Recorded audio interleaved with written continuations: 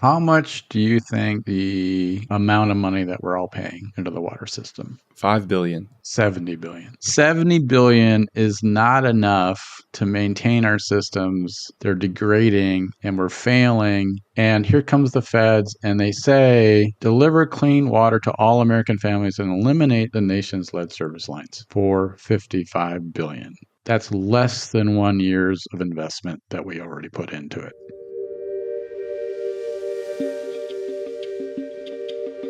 Welcome to the Level Design Podcast, a podcast for architects and engineers who want to thrive in this industry by creating more freedom, fulfillment, and financial security. Join us in uncovering how to restore value and honor to the unique people who choose to be designers and caretakers of our built world, and why it's essential to the future of our society, our industry, and our planet. So in the small coastal town of New Haven, nestled within the Connecticut colony, lived a young woman named Abigail. She was the daughter of a skilled carpenter who had arrived in the new world seeking opportunity and a new life. Abigail's days were filled with the bustle of colonial life as she helped her mother tend to her modest home while her father worked diligently in his workshop, crafting furniture and building structures for the growing community. Despite the challenges, Abigail found solace in the simple pleasures of her surroundings. Each morning, she would rise with the sun and venture down to the nearby creek to collect water for the day's chores, pausing to admire the tranquil beauty of the landscape. As she made her way through the narrow streets of New Haven, she greeted neighbors with a warm smile, exchanging news and gossip in the town. Her life was not without trials, though. Like many families in the colony, they faced hardships such as crop failures, harsh winters, and the ever-present threat of conflict with neighboring indigenous tribes. Yet they persevered with a spirit of resilience and community solidarity. In the evenings, after the day's work was done, Abigail would gather her family around the hearth, which I don't know what that is, listening to her father's tale of adventure and longing for distant lands. Despite her dreams of exploration, Abigail cherished the close-knit bonds of family and community that anchored her to New Haven. Yeah. We're still pretty early on. So they would have left Europe, parents would have left Europe, which a lot of infrastructure established brick mortar homes, brick streets, carriages, a lot of establishment, right? Of infrastructure was Right. already in Europe and they come over to Americas and there's very little. So she finds herself bucketing water out of the creek for the day. It reminds if you get pretty rural out of American infrastructure and through the more remote regions of the planet, they're you watch people still doing that, right? Bathing in rivers, Yeah. pulling water out at the same time. Yep. Still going on in this world. U.S. infrastructure is pretty advanced, as Europe was more advanced. But yeah, wasn't a grocery store. There weren't systems in place to do that. You were still growing your own food. I suspect there was a lot of sharing going on, but I also suspect there was a lot of, some had and some didn't various items and they weren't sharing, so a positive crop was kept and others that didn't have a positive crop, were still suffering from hunger in these days. And the indigenous were well into European disease and they're, watching the Europeans starting to land and et cetera. And indigenous were getting sick from European disease and we're in the middle of pretty big losses by now. So Yeah. they're pushing back. The indigenous are pushing back now. What's left of them at this point. Yeah. And so there you go. Yeah.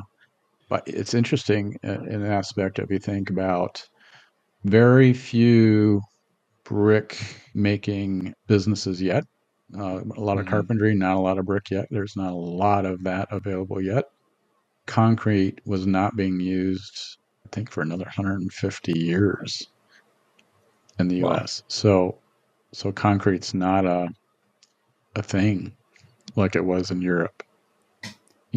Concrete 1,000 years old in Europe. It's still not available or being utilized in the U.S. So, yeah, interesting times. So, Yeah. Tough stuff. And the hearth fire, that's no utilities. There's no nothing for utilities. You're hunkering down with candles, and your fire is all you have for heat. So, Wild. Yeah. I Yeah. mean, all of your time is going to different things than it is today. Today we wake up, our coffee's made for us, or we buy our coffee from a local shop and we see some people in there, and then we order an Uber, go to the airport or go to the office or whatever. And it's like we're working on such different problems, bigger problems, other people's problems, often working with people all around the world, even versus back then, you're just, let's get the water for the day. Let's, tin the food, stay warm, defend ourselves of any threats, and try to stay healthy. Yeah. And who's more vulnerable? Are we more vulnerable today, or were they more vulnerable? If you had to measure, Well, from there's outside definitely more elements. points of entry today. I would say Physically. Go we're ahead. very, very dependent on each other in today's culture and infrastructure and economy than ever. Yet we're more polar opposite and in dispute. But today we are much more reliant on each other to survive the day than they were. They were pretty self-reliant. That's so interesting, because you think about, all right, well, I need milk for my coffee. Well, then your local store needs to have milk. For your store to have milk, it needs to be, made at the local farm or whatever, or shipped to you. So there's a lot of points where that can break down along the way. And then your AC unit or your heater, that relies heavily on the power grid. Your lights, your water, that relies on other people, and those people rely on other people, and it just goes on and on. And then there's the internet, and then there's your work and your job, and all the little intricacies that happen, and all the things you have to rely on for that to turn on and work efficiently. And it's like there's so many points where it can break. I think we take that for granted. Or there's a lot of ways where people can, cybersecurity, they can hack, they can hijack certain things and steal from So they you. are, right? Or Right. Yeah. Crazy. Yeah, I would. Makes you appreciate it. Yeah, yesterday's day was reflecting on yesterday's day for me. So we were in our Austin office, and quick trip to our Houston office, developing a new engineer. Basically, the whole day was addressing various projects due to climate change. The change in moisture in the soils was causing a lot of issues in infrastructure, building infrastructure, and every appointment yesterday was about climate change, and it's adversely impacting assets for people in business. So, but super interesting. I Uber, have a private person in their car, 4 a.m, take me to the airport, find myself quickly on a different mode of transportation in a plane with convenience, deliver me to a whole different city, whole different society, whole different set of issues and wonderful things and problems, and wonderful people. In an hour, I'm somewhere else. And then I find myself quickly in transit to a location, very efficient. Then I find myself in a rental car, very efficient. Google systems, GPS systems taking me to various locations with ease, and really helping 3 to 4 clients through our own systems and delivering quality, consulting services, and training this new engineer, and then finding myself driving back to Austin and enjoying a concert by 7 p.m. at South by Southwest. And what was Wow. the things that are possible. It's just the beginning too. Yeah, you break it Interesting. down like that, and it's pretty wild. If That young lady from Abigail, Yeah. If she was here today, she would be in absolute shock and terror, probably. Yeah.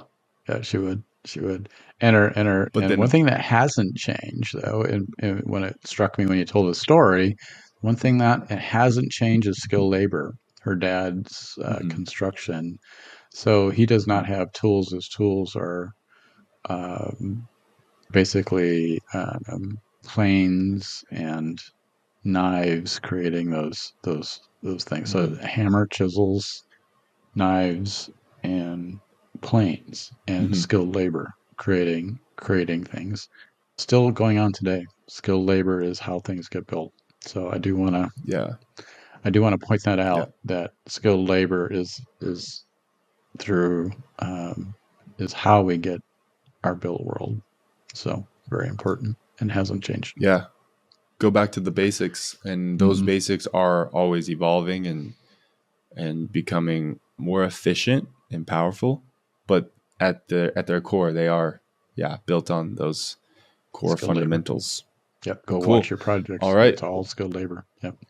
All right. Well, we'll move into the 1690s in the next episode, but let's move into our topic of today, which is the transportation bill. The infrastructure bill, the one that the big bipartisan, our representatives are very, very proud about, got support from both the Democrats and Republicans and got this thing through, even in the face of huge debt, which I give my opinion on here in a little bit. But yeah, they got this deal done. And what I wanted to talk about was the scale of it. So as I talk to people about these kind of things, often what I hear is, yeah, we handled that. We did that. That bill went through, right? Our infrastructure is good, right? I mean, what we're done, right? And I want to talk about that a little bit. What are your thoughts when you think about that?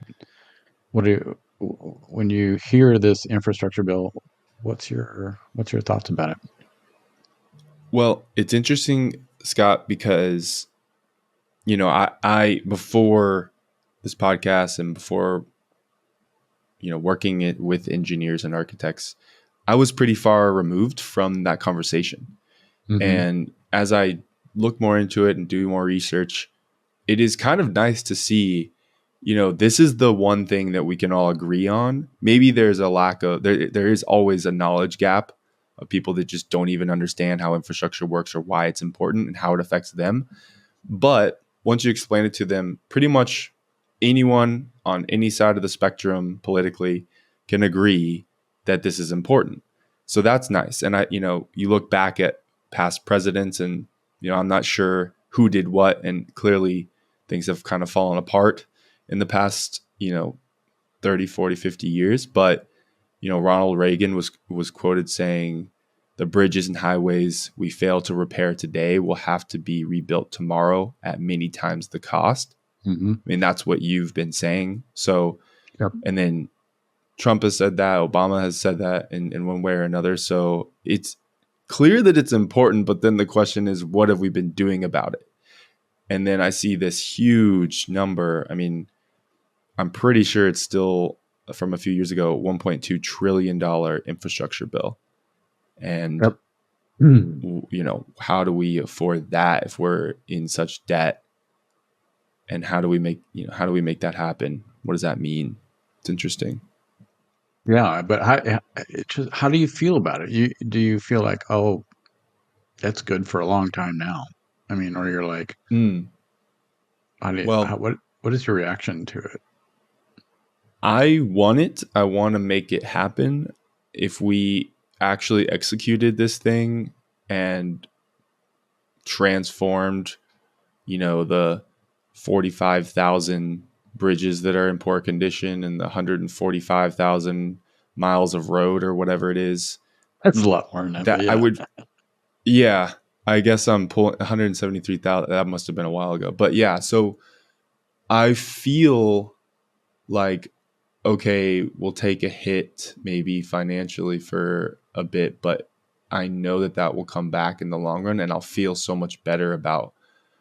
I'll feel, I don't know, like proud again to be in this country, and to look around me and feel secure going over a bridge, walking into a building, looking out my window, like all of it will just feel better. So I don't know. I think I don't, it's still blurry to me on how it's going to get done and what's happening today, but I'm happy that we're putting this out there. Looking for a new opportunity? Interested in being part of an expanding network of independent engineers and architects who are thinking differently? Level Design Partners is on a mission to create prosperity for design professionals, the industry, and the world, using innovative business systems and a culture of collaboration. We believe that traditional education and firm structures want you to be a cog in their machine, depriving you of key skills needed to thrive, thus commoditizing an entire industry in the process. Gain access to skills, tools, and systems by partnering with Level Design Partners. Learn more at leveldesignpartners.com. So let's look at the water system. So our streets, underneath our streets, which is public right of way. So public right of way means you the taxpayer owns it. So you own that ground when it's a rights of way. It's reserved for public use. So you know, as typical, we see power lines in that rights of way. We see roadways in those public rights of way. Underneath the pavement, for efficiency of land and access, we put sewers are under the roads, often communications. Water lines are typically in those roads. And those systems underneath the roadway are now in poor condition. And it reportedly, I believe the number is roughly 60% of that total infrastructure is in poor condition, which means it's getting to the point where it's near its past its useful life or past its useful life or its intended life. Nothing we put in infrastructure, when we design something, it has a design length of time for use. Nothing's permanent. It would cost us way too much money to design something that's really permanently forever. Taxpayer couldn't afford it. So we go through a lot of engineering economics about what is the best bang for buck for a material type, steel, plastic, material type. What's the best bang for the buck? And which includes time. And we're past that. We put those things in the systems with an anticipated lifespan, and we're past that. Now think about that water main. It's past its useful life. You're watching water main breaks. You're driving along like, oh, there's more construction. No, that's a water main that blew up because it's old. Right. And watch all your taxpayer money going into opening up the street, emergency, patching it, slowing down traffic, and all that. That's increasing. All right. So the infrastructure bill for water, let's look at what it says. Kind of a PR play. So this is coming from the White House. This legislation will deliver clean water to all American families and eliminate the nation's lead service lines. Currently, 10 million American households and 400,000 schools and childcare centers lack safe drinking water. Did you know that? 10 million No. kids have lead in their drinking water? I mean, I can deduce that when I look at the state of our tap water and pipes and stuff. It's definitely a scary topic. Scary topic. So this infrastructure bill will send $55 billion safe water effort. Okay. Does that feel new to you? Yeah. You read this, you go, wow, this feels like we're finally addressing a problem. Yes, definitely. It's actually been going on for decades. What has been going on? Replacement of lead service pipes. This is not a new topic. How much? But we're 55 billion. How much do you think the average utility to the water industry is currently being paid by you, the taxpayer, for water? What do you think the annual amount of money that we're all paying into the water system across the country? So I have every no year, clue. there's a certain amount of revenue that comes in for taking care of the water systems, which currently is not enough because we're now in a poor condition. So that's not enough to maintain the systems. There's a bunch of, millions of miles of water mains that have passed their useful life. So we haven't been spending enough money to replace them. We already know that just by the information. We haven't done it. What are you paying, you think, annually for your utility bill and not keeping up with it? What do you think that amount is? Like total number? Total number, utility. What else does taxpayers pay towards the water department? I don't know. I mean, That's I have no clue. important. I'll say like what? It's important. This is crazy stuff, Yeah, right? let's just go with 5 billion. 70 billion. That was a tricky one. When I read this clean water thing, so 70 billion is not enough to maintain our systems. They're degrading and we're failing, and we've got all these lead service pipes to between the mains and that's what's happening. We used to do the lead services, and so replacing lead services is what we're talking about usually. So and the cities have got all kinds of programs for decades to replace lead services. Been going on for many years. It's not new. And here we are spending 70 billion a year, and we're still not maintaining our systems. And here comes the feds, and they say, deliver clean water to all American families and eliminate the nation's lead service lines for 55 billion. That's less than 1 year's of investment that we already put into it.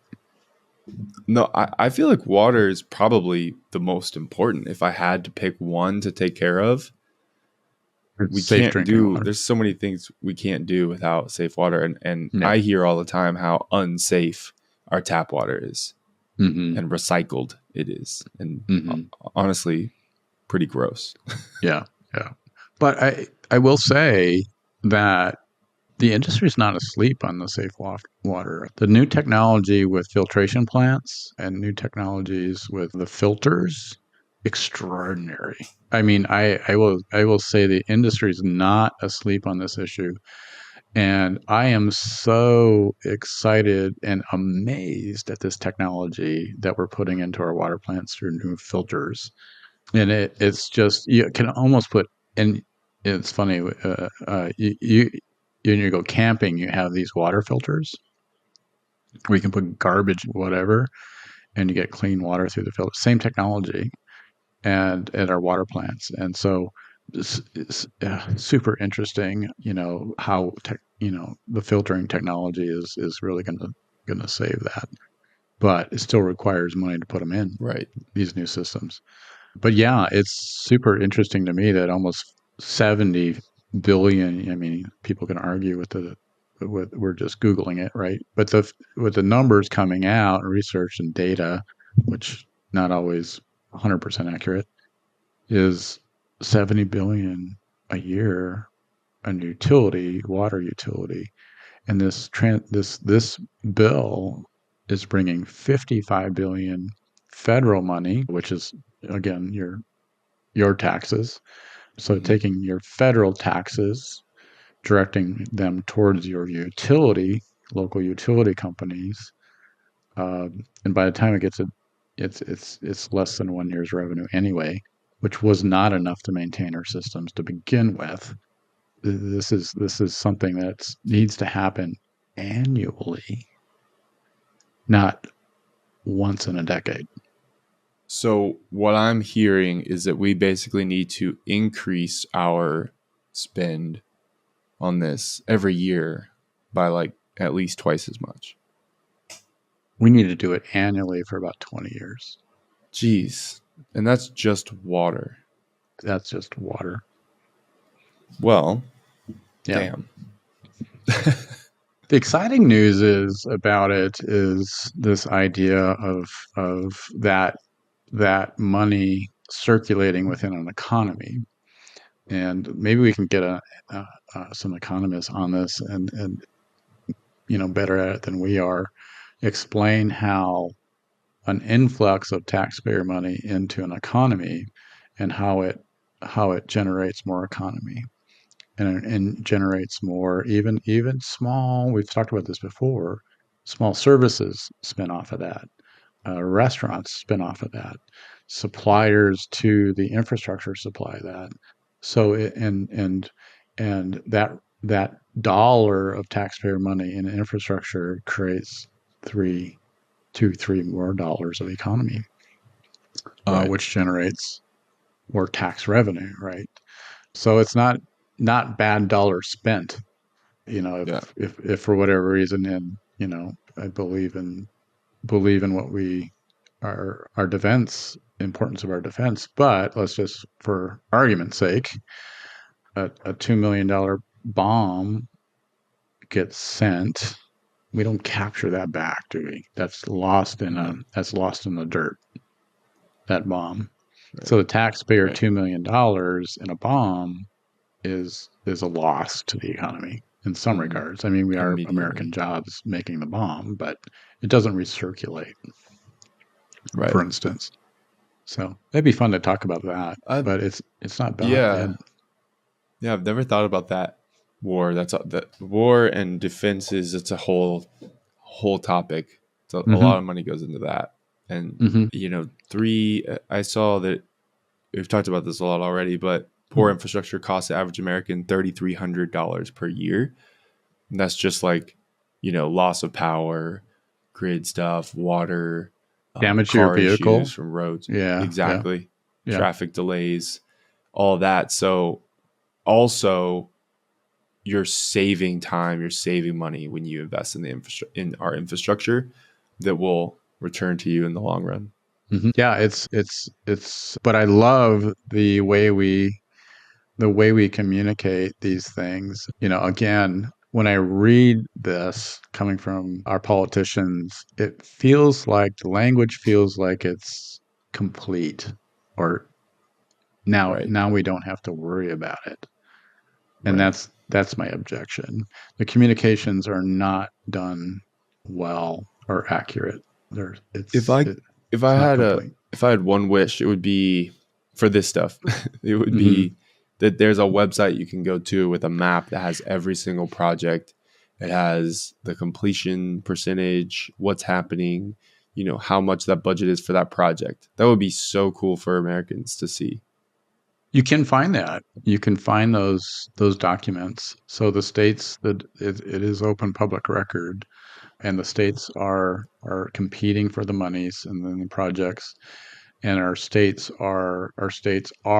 have whole plans for transportation systems and needs, and they spend a lot of time prioritizing projects as best they can. They don't, things are changing in the world, right? But those plans are there. Your state improvement plans for transportation, all modes of transportation, those plans are available, and they're prioritized, and they're estimated needs, and it's wonderful humans doing wonderful things, planning infrastructure, and it's available, and all of those states and entities and wonderful, hardworking planners would love for you to read it, because they're trying to get the word out. Yeah, but you can see where the money goes. Yeah, and which projects were selected and how they did. Yep. Yeah, wonderful. A lot of amazing stuff going on. But yeah, so envision that 100-year-old water main that needs replacement, and to replace it, you got to tear up the street. And there's this important important, very valuable, important element of digging trenches in the ground, that the trenches have to be fairly wide, or they have to put in trench boxes, they call them, various steel systems or systems to protect the worker from collapse of the banks into them as they're way down deep. That's expensive. So if you imagine you're a worker down there replacing water mains, you have to be protected from lots of people have lost their lives and injured from collapse. And imagine the expense of that. So every foot of a 4 or 5 lane roadway in your inner cities, if you pick up all the infrastructure, about every foot of road, curb, gutter, sidewalk, utility, you're approaching $1,000 per foot. That's so wild. Every foot's worth about $1,000 as a taxpayer, with all that prism of overhead and underground utility. Yeah. And, I think it's only 5% of commuters in the U.S. use public transit. Everyone else is pretty much driving cars. So we need that road. For now. Yeah. I hope not in the future, but yeah, I know. That would be awesome if more people would take trains and different modes of transit. But wow. So awesome. So there's a lot of hopeful things happening. There's a lot of energy going into this, even though it might not feel like it. Like at first I was, the first few conversations we had around this, it just left me a little empty. Like, well, then we're kind of screwed because people don't know about this. People don't care about this. But no, people are working on this. There's a lot of energy and money going into it. Do we need more? Probably. Yes, a lot more. But it is being worked on. And there are some wonderful, smart, hardworking people. Wonderful people. The technology coming out for clean energy and systems improvement, and the clean cities and clean infrastructure that's not less impactful to the environment is available.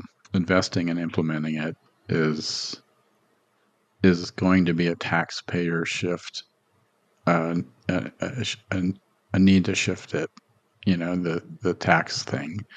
But that, again, folks, that comes right back to you in your own business. It's not a loss. It's a reinvestment in your own business, be it public or private or government. So I think that's the mindset shift, is to get to a clean infrastructure. An efficient infrastructure is investment, and that's just going to create more opportunities for you as a person, whatever you're in, business or working for government or private or public. It's just reinvesting in ourselves. That's all it is. Right. So awesome. Well, we'll keep diving into this stuff. We have some guests coming up, as we did a solar episode where we talked all about solar and the intricacies of that, which is really interesting. And then some really interesting topics around this stuff. So we'll see you on the next disrupting existing industries, right?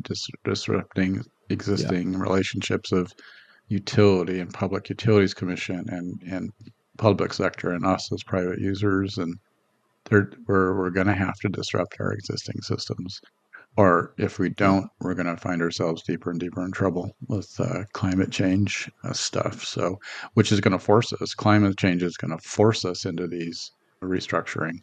So, either get after it or wait till you have to restructure. Right. I'll kind of like to do it without a panic mode. Yeah, me too. Would be nice.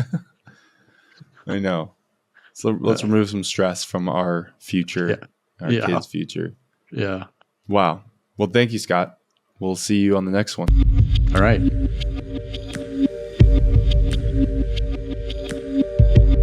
Thanks for listening.